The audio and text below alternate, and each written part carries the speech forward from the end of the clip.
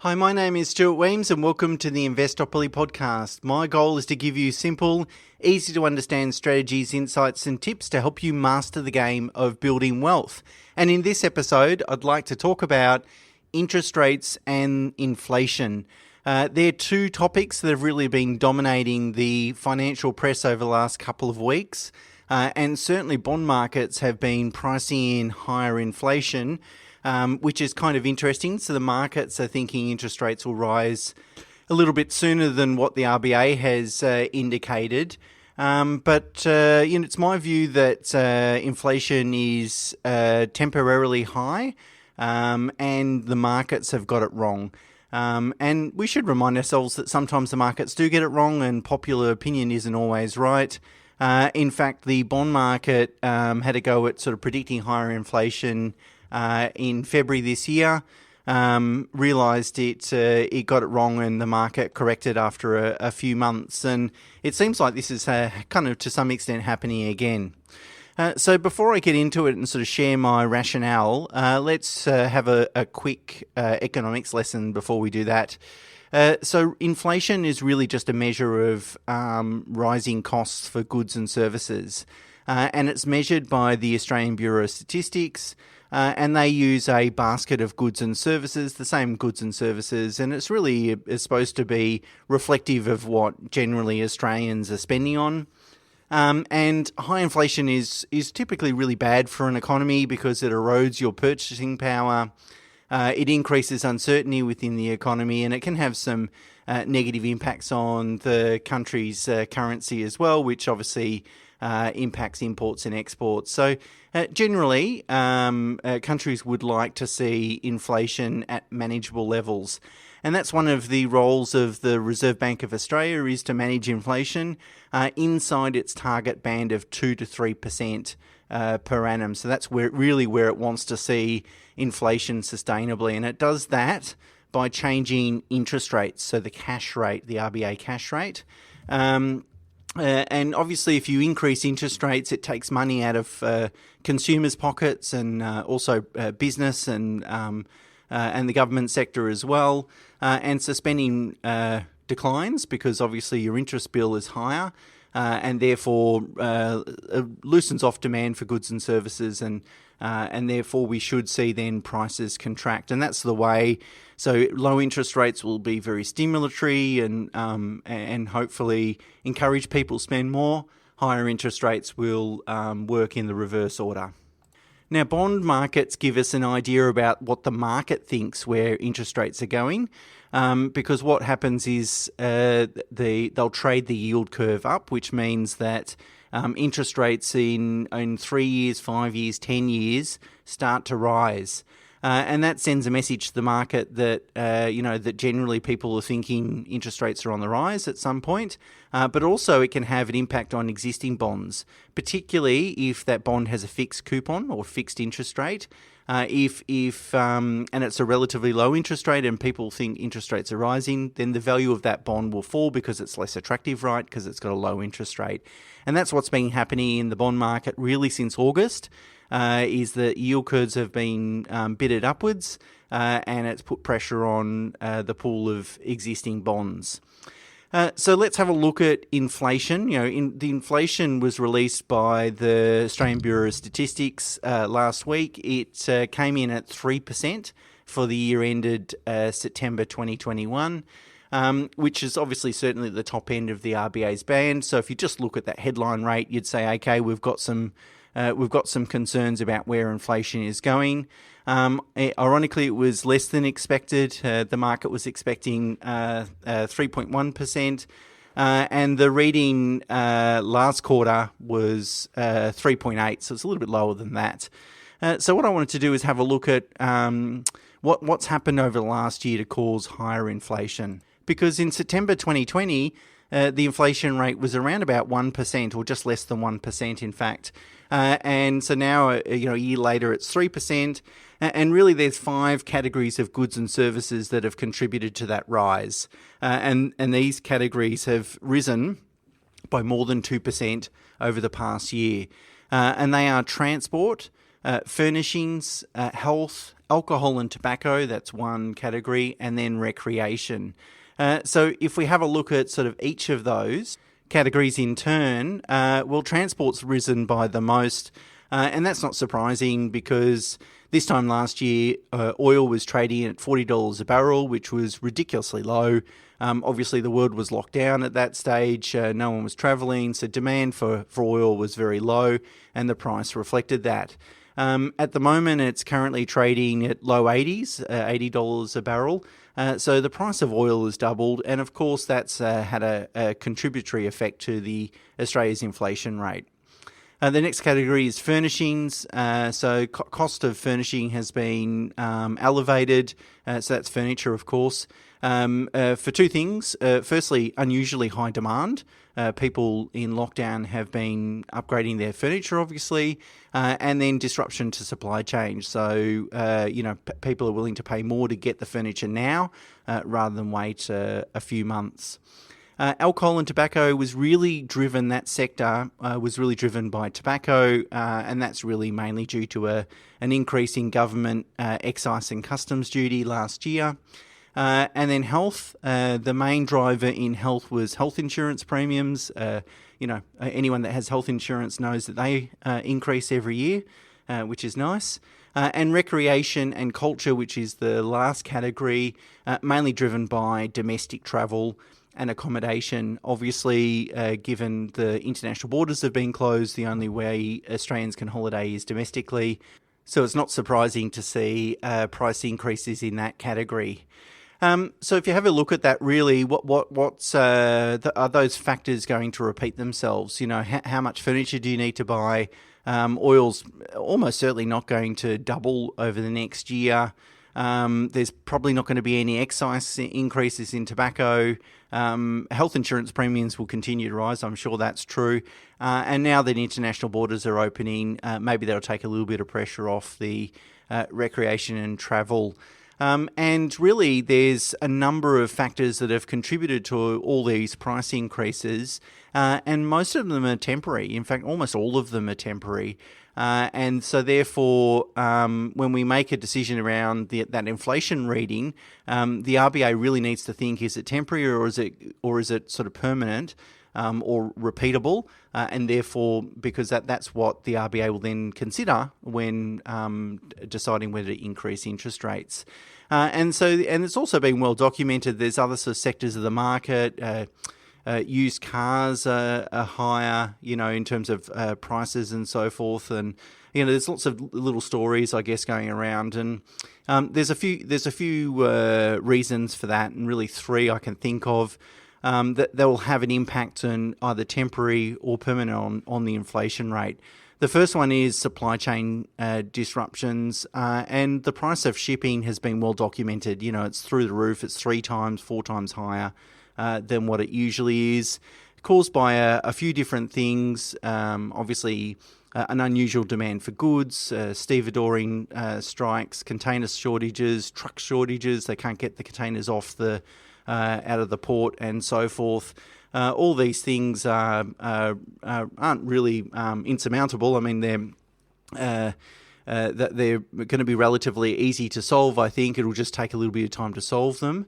The second thing is unusually high demand for durable goods, and that's really globally, but particularly in the US. So that could include things like cars, furniture, household goods, those sorts of things. Spending has been abnormally high. Well, it's probably entirely possible, or I would say likely, that whilst spending on durable goods has been unusually high during the pandemic, it's probably going to have a couple of years where it's going to be unusually low as well once things open up and spending patterns return relatively to normal. I think that'll take the pressures off those categories. And lastly, savings. Because we've all been locked up for an extended period of time, particularly in Melbourne, Australians have been saving more. And since March 2020, when the pandemic began, Australian deposits at banks, of course, have increased by $140 billion, which is almost twice the amount that's usual. So really there's 70 billion of extra savings that at some point might be pumped back into the economy, and obviously that's going to probably create some inflationary pressures in some sectors of the market also. Now, for all the commentators that suggest that inflation is too high and the RBA should make some movements in terms of interest rates, the most compelling factor that I consider are incomes. It's very difficult to see how an economy can have sustainably high prices if they don't also have higher incomes, because if my income's not increasing as a consumer, how can I afford to keep paying higher and higher prices? It's just not possible. And the wage inflation index is well below 2%.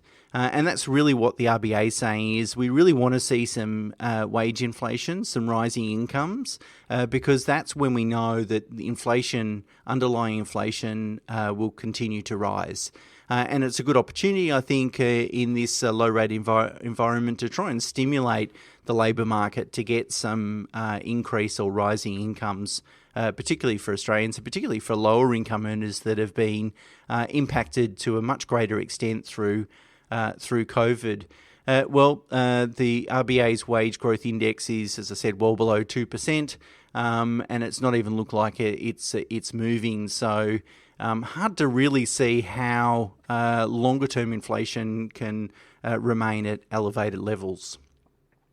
I was most surprised to read a piece in the Australian Financial Review over the weekend by a bond trader called Chris Joy. And he forecasted that a 1% increase in interest rates would lead to a 15 to 25% fall in property prices. So, of course, I was very surprised to read that. And I've followed Chris for many years and always found his commentary to be very insightful. And a lot of his forecasts tend to be very, very accurate. So, of course, it really grabbed my attention when I read it. However, on this occasion, I couldn't be less agreeable to his forecast. And interestingly enough, as I riffed about last week in this podcast, how it seems like every year there's a high-profile commentator that predicts a property market crash, and maybe it's Chris's turn. It was just ironic that I had mentioned that the week before. But what I did is I had a look at household debts and had a look at their interest bill at the moment, and then worked out what the household interest bill would be if interest rates rose by 1% and then 2%. And what that will tell us is how sensitive are Australian households to interest rate increases. Could a 1% rise really have a material impact on household budgets and potentially really cool the property market? Well, you'll see a link to the chart in the show notes, and of course there's the charts on the website. But you can see very clearly that a 1% increase would be very affordable, and a 2%, certainly might put pressure on budgets, but 1% is very affordable. And there's a few other things to consider when starting to read predictions like that. And normally I wouldn't give it much credence, but as I said, Chris Joy tends to be he's right a lot more than he is wrong anyway, which is rare for forecasters. Well, the first comment I would say is that any new borrowers have had their affordability tested at around 5.5%. I mean, if you go to a bank and apply for a new loan, they're going to make sure that you're not going to be under pressure if interest rates rise by 1 or 2%. In fact, that you can afford it when interest rates, or if interest rates are 3 or more % higher than what they are today. The second observation I have with respect to the property market is that most of the activity through the last year has been for owner-occupiers, not investors. And that's important because owner-occupiers aren't trying to speculate on a market. They're making a lifestyle decision, and which tends to be a bit more robust. And so owner-occupiers will do everything possible before they'll sell their home. So they'll reduce expenditure, discretionary expenditure, whatever. Whereas investors, a little bit more speculative and easier for them to exit the market because it's not their home. They can just go and sell the investment property. And lastly, credit is still very tight.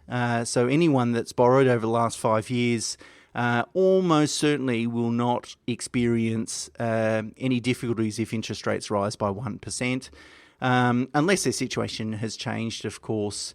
I really don't give a lot of credence to Chris Joy's forecast. I think the property market will be fine and will continue to perform well. And I think it's important to remind ourselves of the context of the most recent rises in the property market.